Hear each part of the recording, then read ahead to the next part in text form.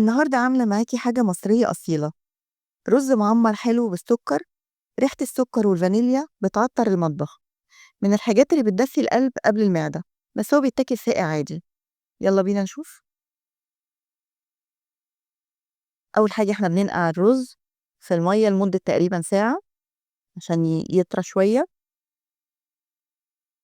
وبعد الساعة بنصفّيه ونحطّه على النار بقى ونحط عليه لبن، كده إحنا صفّيناه من المَيّة اللي كانت منقوعة فيه، وهنحط عليه لتر لبن.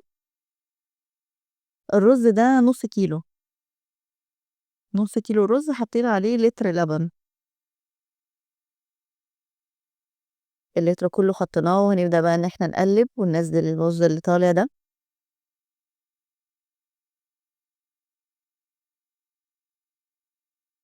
كده تمام.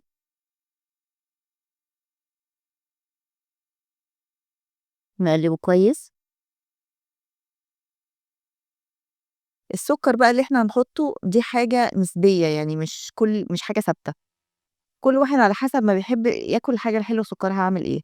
أنا عن نفسي حاطة نُص كوباية سُكّر، لكن لو عايزة أكتر أو أقل دي حاجة بترجع لِك على حسب مزاجِك في السُكّر.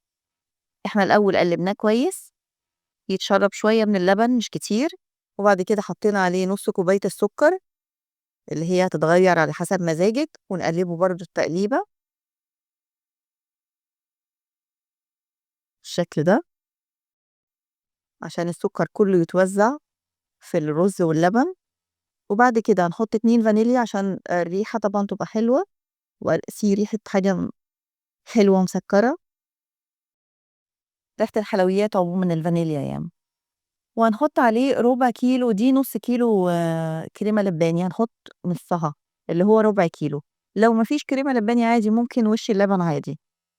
وش اللبن العادي نشيله ونحطه عليه بيعمل وش حلو جدًا، القشطة.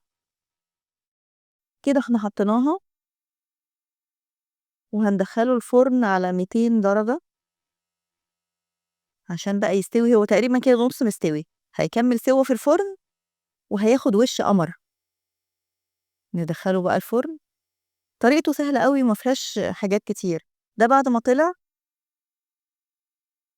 لمّا لقينا بقى وشه اتحمّر كده وهو استوى، بنطلّعه ونسيبه يبرد شوية لإنه مولّع، ولو قطّعناه دلوقتي أصلًا هيتهري لإنه سُخن جدًا. فنسيبه شوية لحد ما يبرد وبعد كده نبدأ نقطّعه. هو كده بِرِد، هنبدأ بقى إن إحنا نقطّع قطع عشان نشوفها. لو الوصفة دي فكّرتِك بأيام زمان الحلوة، ما تنسيش تعملي لي لايك واشتراك في القناة وتفعّلي الجرس عشان يوصل لِك كل جديد.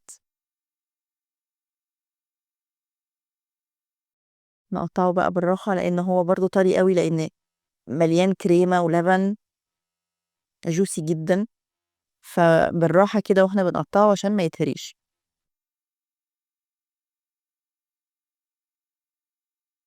بُصّي القطع طلعت ماسكة نفسها وحلوة إزاي، شكلها جميل.